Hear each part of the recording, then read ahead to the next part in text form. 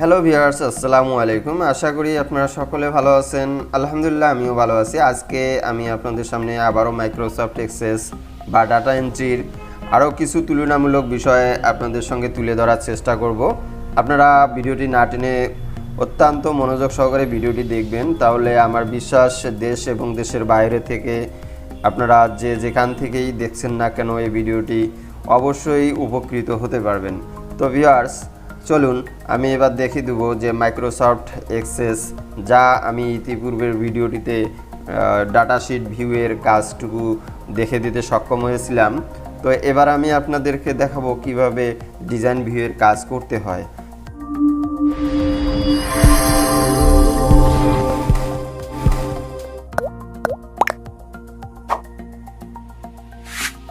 তো এর আগে আমরা চলে যাই মাইক্রোসফট এক্সেসে।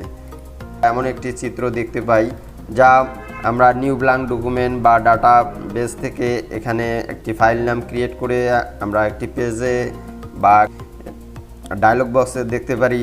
এই ডায়লগ বক্সে অবশ্যই ট্যাবল অবজেক্ট সিলেক্ট করার পরে আমরা এখানে নিউয়ে ক্লিক দেই। এবার আমি দেখিয়ে দেব যে ডিজাইন ভিউয়ের কাজ কি। ক্লিক দেওয়ার পরে আমরা এটি ওকে করে দিব। এবার ওকে করে দিলে আমরা কিন্তু মাইক্রোসফট এক্সেস বা যে ডাটা এন্ট্রির যে পদ্ধতি রয়েছে সেখানে যে ডাটাশিট ভিউ এবং ডিজাইন ভিউয়ের যে কাজগুলো সেটি কিন্তু একটু ব্যতিক্রমধর্মী রয়েছে। যেমন দেখুন যে ডাটাশিট ভিউয়ের কাজটা হচ্ছে তথ্য সংরক্ষণ করা, আবার ডিজাইনের কাজটাও কিন্তু তথ্য সংরক্ষণ করা। ডিফারেন্সটা কোন জায়গায়? এই দুটি ব্যবহারের জন্য দুটি আলাদা আলাদা অপশন রয়েছে। চিত্রটি এখন দেখছি, এর মাধ্যমে আমরা সম্পূর্ণ বুঝতে সক্ষম হব ইনশাল্লাহ। তো ফিল নেম, এই ফিল নেমের ঘরে আমরা যদি এখানে একটু তাকাই তাহলে ডাটা টাইপ পাবো, এখানে ডিসক্রিপশন পাবো। তো ভিউয়ার্স, এখানে ডিজাইন ভিউয়ের যে কাজগুলো রয়েছে সেটি হচ্ছে যে ধরুন যে আমি এখানে NAME নাম টাইপ করলাম। ভিউয়ার্স, এখানে যদি টাইপ করি দেখুন আমি ট্যাব দেওয়ার সঙ্গে সঙ্গে কিন্তু এখানে অনেক অপশন চলে আসবে, এমনকি নিচের দিকেও আমরা দেখতে পাচ্ছি অনেকগুলো অপশন। তো কথা হচ্ছে যে এখানে যদি নাম মানে অক্ষর জাতীয় হয়, যেমন ABCD, স্বরীয়, স্বরেয়া, হ্রস্ব দীর্ঘ এই জাতীয় যদি কোনো ধরনের লেখা হয় তাহলে অবশ্যই ডাটা টাইপের ঘরে টেক্সট হবে। আর আপনারা যদি এখানে নিচে আসেন দেখুন যে অনেক সময় রোল, ROLL দিলাম রোল, অর্থাৎ আমি বিষয়টা আপনাদেরকে বুঝাতে চাচ্ছি যে এই মুহূর্তে ধরুন যে আমি একজন স্কুলের দায়িত্ব পালন করছি। তো সেখানে অনেক স্টুডেন্ট থাকে, যেমন দেখুন যে এটা 4, 5, 6, 7, 8, 9, 10 বা যে কোনো ক্লাসে হতে পারে। তো সেক্ষেত্রে আমরা জানি যে স্কুল বা শিক্ষা প্রতিষ্ঠানে অনেক সময় বিল পেমেন্ট করতে হয়, বা আমরা জানি পরীক্ষার ফি দিতে হয়, বিভিন্ন ফি থাকে যেগুলো আমাদেরকে দেওয়া লাগে। তো এর প্রেক্ষিতে আমরা একটা ডাটা শিটে কিছু তথ্য রাখবো, যার মাধ্যমে আমরা প্রতিটি স্টুডেন্টের তথ্য এখানে জমা করে রাখতে পারবো।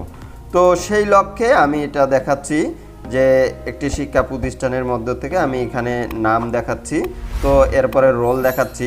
তো রোল যদি হয় তাহলে কি ডাটা টাইপের ঘরে টেক্সটে হবে? নো, এখানে একটি বিষয় আছে। আপনারা যদি এই অ্যারোতে ক্লিক দেন তাহলে দেখবেন বেশ কিছু অপশন রয়েছে, আপনি এই অপশনগুলো কখন ইউজ করবেন। তো এখানে দেখুন যে রোল রয়েছে, রোল হচ্ছে সংখ্যা জাতীয়, যেমন 1, 2, 3, 4 কিংবা 1, 2, 3, 4 এই জাতীয় যদি কোনো সংখ্যা জাতীয় হয় তাহলে অবশ্যই আমরা নাম্বার সিলেক্ট করে দিব, অর্থাৎ ডাটা টাইপের ঘরে এই নাম্বারটি লেখাটি আমাকে সিলেক্ট করে দিতে হবে। এরপরে দেখুন আপনি যদি এখানে মনে করেন যে ওই শ্রেণীতে ফি প্রদান করা হয়, তো আমি এখানে যদি ফি লিখি, ফি হচ্ছে একটা টাকা জাতীয় জিনিস, অর্থাৎ মুদ্রা জাতীয় জিনিস। যদি ফি হয় তাহলে আমরা ডাটা টাইপের ঘরে কারেন্সি এখানে সিলেক্ট করব। তো আমরা একটু তাকালে দেখতে পারবো কারেন্সি। ভিউয়ার্স দেখুন এখানে ফি হলে কারেন্সি হবে, কারেন্সি হওয়ার কারণ হচ্ছে এটা মুদ্রা বা টাকা জাতীয়, এজন্যই কিন্তু আমরা এখানে দিয়েছি। স্টুডেন্ট এখানে আপনার এই ফিটা পেইড করছে কি করছে না এটার জন্য যদি আমরা ফিস পেইড নামে একটি ঘর তৈরি করি তাহলে কিন্তু ডাটা টাইপের ঘরে ইয়েস অর নো নামে আমরা অপশনটি সিলেক্ট করে দেব। কারণ আপনাকে মনে রাখতে হবে যে প্রশ্নবোধক, যেমন দেখুন যে তুমি কি ফি পেইড করছো, উত্তরে কিন্তু আসবে ইয়েস অথবা নো।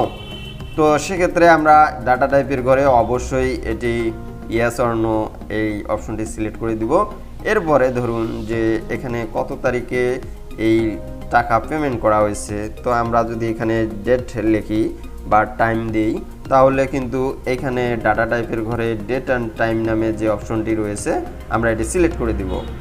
এরপরে দেখুন আমরা মেমো যদি লিখি, ধরুন যে আমি মেমো দিলাম বা ভাউচার দিলাম, যেটা আমরা বাংলায় বলি রসিদ।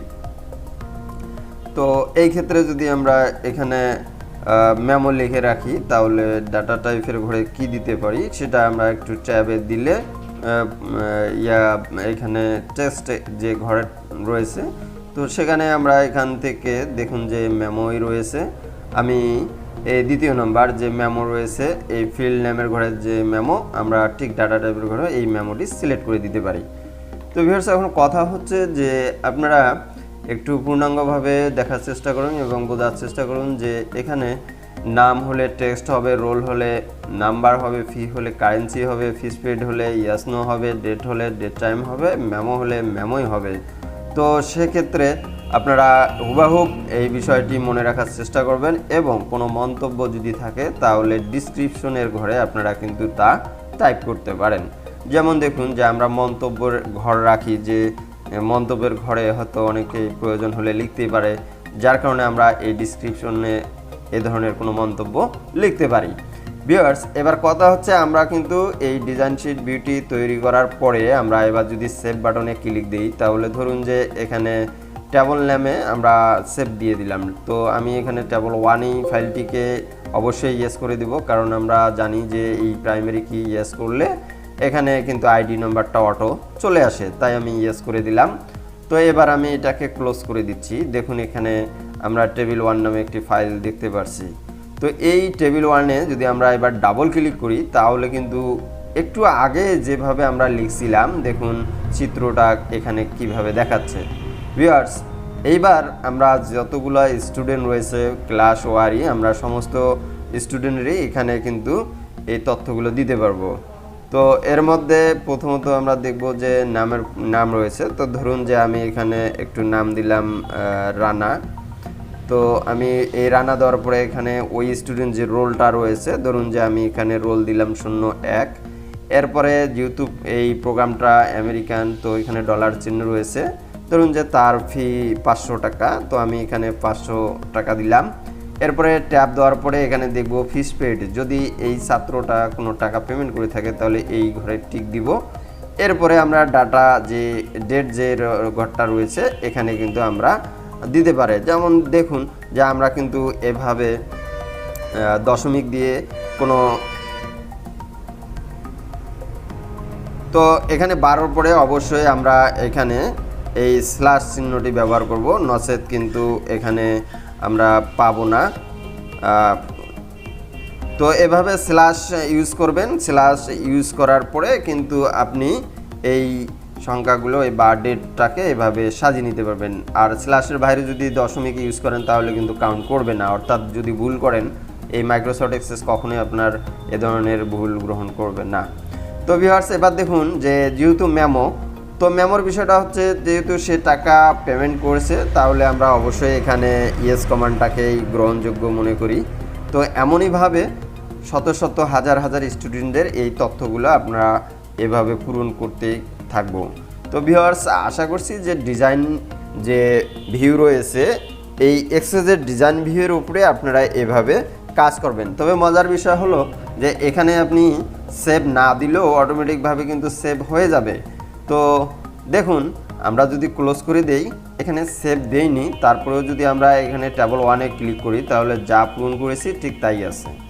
তো এমনইভাবে এই মাইক্রোসফট এক্সেসের অধীনে ডিজাইন ভিউয়ের কাজগুলো করা হয়। তো আশা করছি আপনারা ভিডিওটি সম্পূর্ণভাবে দেখে উপকৃত হতে পেরেছেন। তো ভিউয়ার্স, এবার পরবর্তী ভিডিওতে আমি আপনাদের জন্য সুন্দর একটি ফিচার নিয়ে আসব, যেখানে আপনাদেরকে একদম ডাটা এন্ট্রির পূর্ণাঙ্গ বাই পূর্ণাঙ্গ খুঁটিনাটিগুলো তুলে ধরার চেষ্টা করে আপনাদেরকে বোঝানোর চেষ্টা করব। তো ভিউয়ার্স, আজ এই পর্যন্তই। ভালো থাকুন, সুস্থ থাকুন, আল্লাহ হাফেজ।